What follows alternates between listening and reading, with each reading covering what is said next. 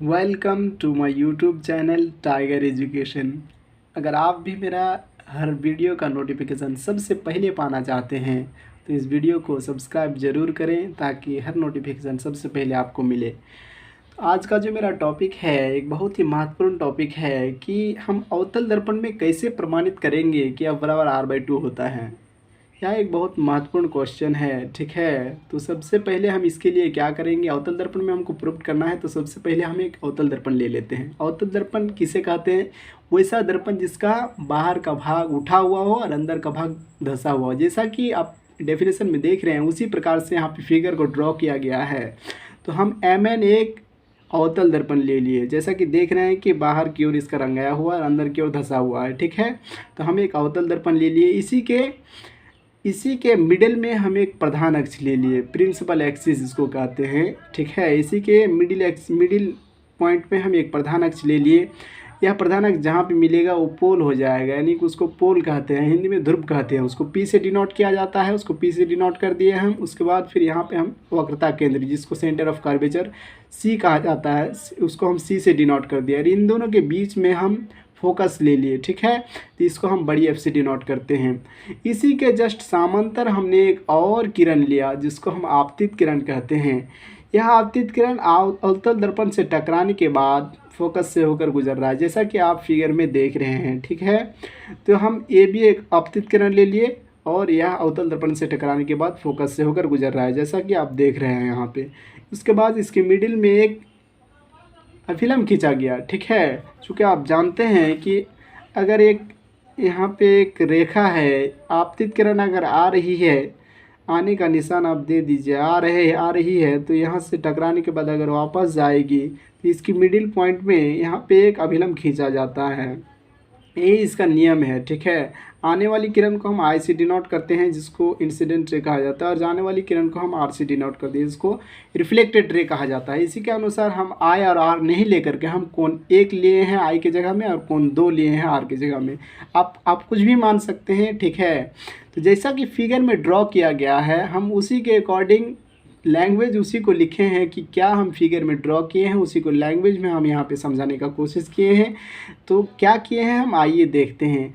माना कि Mn एक अवतल दर्पण है, मान लिए कि Mn एक अवतल दर्पण है, जैसा कि आप देख रहे हैं, जिसमें P ध्रुव जिसमें देख रहे हैं कि P ध्रुव है, पोल है, F फोकस है, आप देख रहे हैं फिगर में F फोकस है, C वक्रता केंद्र है, सेंटर ऑफ कर्वेचर है, आप देख रहे हैं फिगर में ड्रॉ किया गया है, तथा PC प्रधान अक्ष, जैसा कि आप देख रहे हैं फिगर में, जैसा फिगर में बताया गया है ठीक उसी प्रकार उसका लैंग्वेज लिखा गया है। अब आगे आप देख रहे हैं आगे क्या किए हैं, प्रधान अक्ष, ये हो गया PC हो गया प्रधान अक्ष के समांतर चलने वाली किरणें, प्रधान अक्ष के समांतर कौन किरण चल रही है, आपतित किरण चल रही है। आपतित किरण का नाम क्या है, AB, जो दर्पण से परावर्तन के बाद अवतल दर्पण से टकराने के बाद F से होकर गुजर रही है, जैसा कि लैंग्वेज में लिखा गया है, F से होकर गुजर रही है। और फिगर में भी आप देख रहे हैं CB अभिलंब खींचा गया, जैसा कि आपको बताया गया है कि इस दो यानी कि आपतित किरण और परावर्तित किरण के बीच में नियम है कि उसका बीच में अभिलंब खींचा जाएगा, ठीक है। तो ये हो गया आपतन कोण, ये हो गया परावर्तन कोण। आप जानते हैं परावर्तन के नियम से कि आपतन कोण परावर्तन कोण के बराबर होता है, जो आपको आगे बताया जाएगा। अब परावर्तन के नियम से हम देखते हैं कि आपतन कोण परावर्तन कोण के बराबर होता है, जैसा कि आपको नियम के अनुसार मालूम है, ठीक है। तो कोण 1 कोण 2 बराबर हो जाएगा, क्यों? क्योंकि परावर्तन के नियम से। तो हम इसको इक्वेशन फर्स्ट मान लेते हैं, ठीक है। अब हम देखते हैं कि कोण 1 भी कोण 3 के बराबर है, कैसे है वो भी हम बता रहे हैं आपको। देखिए मान लीजिए दो रेखा है, इसको एक तिर्यक छेदी रेखा काट रही है, ठीक है। तो ये कोण और ये कोण एक अंतर कोण आपस में बराबर होगी। ऐसी सिचुएशन में एक अंतर कोण आपस में बराबर होता है, जैसे कि आप जानते हैं, ठीक है। तो इसी को देखते हुए यहाँ पर कोण 1 कोण 3 के बराबर होगा, क्यों? क्योंकि एक अंतर कोण बराबर होता है। जब दो रेखाओं को एक तिर्यक छेदी रेखा काटती है तो एक अंतर कोण बराबर होता है, ठीक है। हम इसको इक्वेशन सेकेंड मान लिए, ठीक। अब हम देखते हैं from equation first and second से कि उसका right hand side left hand side दोनों का बराबर हो, दोनों इक्वेशन का लेफ्ट हैंड साइड बराबर है। कोण 1 दोनों इसमें दिया, दोनों इक्वेशन में दिया हुआ है। आप जानते हैं कि कोई भी दो इक्वेशन में अगर उसका लेफ्ट हैंड साइड आपस में बराबर होता है तो उसका राइट हैंड साइड भी आपस में बराबर होगा। ठीक है, तो हम from equation first and second से हम क्या पाते हैं कि कोण 3 कोण 2 के बराबर होगा, क्योंकि उसका लेफ्ट हैंड साइड बराबर है। ठीक है, तो आप देख रहे हैं कि कोण 2 कोण 3 के कोण 2 यहाँ पे कोण 2 कोण 3 के बराबर है। आप जानते हैं कि किसी भी त्रिभुज में अगर दो कोण आपस में बराबर होगा तो उसका आमने सामने की भुजा भी आपस में बराबर होगी। तो कोण 2 और कोण 3 का आमने सामने का भुजा क्या है? कोण 2 का सामने का भुजा CF है और कोण 3 का सामने का भुजा BF है। इसी प्रकार से हम यहाँ पे दिखाया गया है कि कोण 3 को हम BF लिख सकते हैं, क्योंकि उसका सामने का भुजा BF है, वो बराबर होता है आपस में। तो BF बराबर हो जाएगा कोण 2 का सामने का भुजा क्या हो जाएगा? CF, और कोण 3 का सामने का भुजा BF हो जाएगा। इसको हम इक्वेशन थर्ड मान लिए। अब मान लीजिए कि बिंदु B अगर P के बहुत निकट कर दिया जाए, मान लीजिए यहाँ पे हम B कर देंगे, तो PF जितना दूर होगा लगभग उतना ही दूर में BF भी होगा, क्योंकि P के जल्दी जस्ट निकट कर देंगे हम उसको। ठीक है, तो यहाँ पर हम BF और PF को आपस में बराबर देख सकते हैं, लगभग बराबर ही होगा। ठीक है, तो हम यदि B बिंदु P के निकट हो, मान लिए कि B बिंदु P के निकट है, तो BF और PF आपस में बराबर होगा। ठीक है, उसी को यहाँ पे लिखा गया है कि BF बराबर PF। इसको हम इक्वेशन 4 मान लिए हैं। ठीक है, यहाँ पे इक्वेशन थर्ड और 4 से हम देखते हैं, फिर अगर अब दोबारा देखते हैं कि इक्वेशन थर्ड और 4 से from equation third and fourth हम क्या पाते हैं? इसका भी लेफ्ट हैंड साइड BF इसका भी लेफ्ट हैंड साइड आपस में बराबर है, इसीलिए इसका भी राइट हैंड साइड आपस में बराबर होगा, जैसा कि आपको पहले भी मेंशन कर दिया गया है। तो क्या हो जाएगा? फ्रॉम इक्वेशन थर्ड और फोर्थ से हम क्या पाते हैं कि PF बराबर होगा PF बराबर होगा, इसमें करीब नहीं, PF लगभग गारंटी बराबर होगा CF का। ठीक है, तो यहाँ पर हम देख रहे हैं कि PF बराबर है CF का। ठीक है, उसके बाद हम R लाने के लिए हमको क्या करना पड़ेगा कि यहाँ पर हम देख रहे हैं कि